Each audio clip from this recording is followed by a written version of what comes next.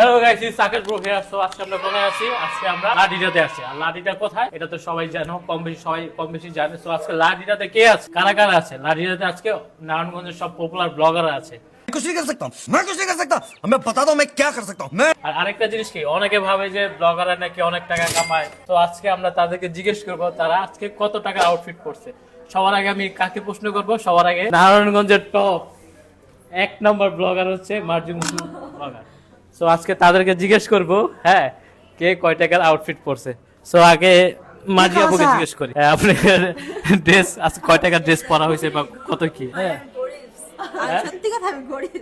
মাত্র 600 টাকার একটা শার্ট পরছি, প্যান্টও 600 টাকা, তা 1500 টাকা, আর হচ্ছে ঘড়ি 2500 টাকা, আংটি 100 টাকা। গাইস আপনারা কিন্তু ভাবেন বা যে বলেন যে তারা নাকি অনেক বড় লোক, তারা নাকি লাখ লাখ টাকা ড্রেস পরে, এত কাপড়ের ভিডিও শুট করে। এখন আপনারা শুনতেছেন টোটাল কত টাকা হইতে পারে? 7-8 হাজার টাকা, 5,000 টাকা, 5,000 টাকা আউটফিট পরছে।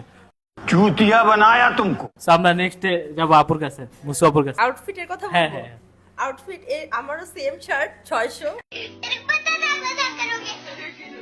দ্যাট প্যান্ট 600, আর ওয়াচটা এরকমই হবে 2200 থেকে 2500 টাকা।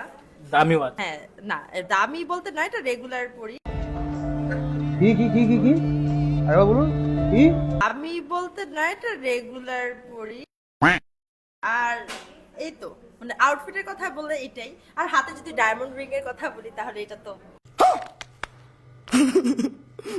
ও মাই অনেক গড বেশি price। গাইস, আপনাদের কথা হলো সত্যি হলো। আমি খুব বড় লোক।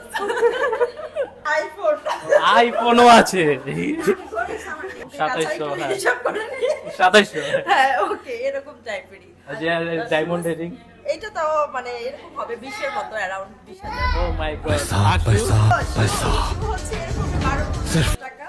তার মানে প্রায় 25,000 টাকার মতো আউটফিট পরা আছে। মানে গাইস তাকে যদি দেখেন উঠে নিয়ে যেতে পারেন, অনেক কিছু পাবেন, বিশেষ করে ডায়মন্ডের রিংটা। সবার আগে ফোনটা আমি নিতেছি গোয়েন্দা সেজে। তো গাইস আমরা পরের ব্লগার কাছে চলে যাব, দেখি কি